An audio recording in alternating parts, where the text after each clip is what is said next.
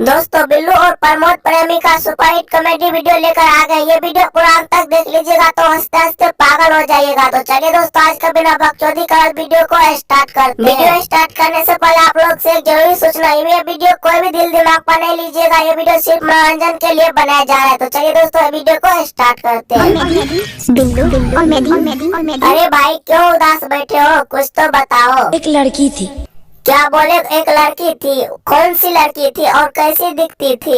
दीवानी सी, मस्तानी सी। आय हाय हाय, वो लड़की दीवानी थी और मस्तानी भी थी। और आगे बताओ भाई। गलियों में घूमा करती थी और लोगों से कहा करती थी। अच्छा, वो दीवानी सी और मस्तानी सी लड़की गलियों में घुमा करके क्या बोलती थी? कहीं ये तो नहीं बोलती थी मेरा पिछवाड़ा लगा हो? अच्छा, वो दीवानी सी मस्तानी सी लड़की गलियों में घूमकर क्या बोलती थी, जरा हमको भी तो बताओ।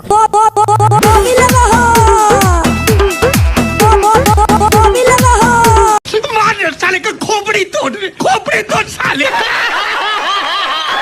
रुक जा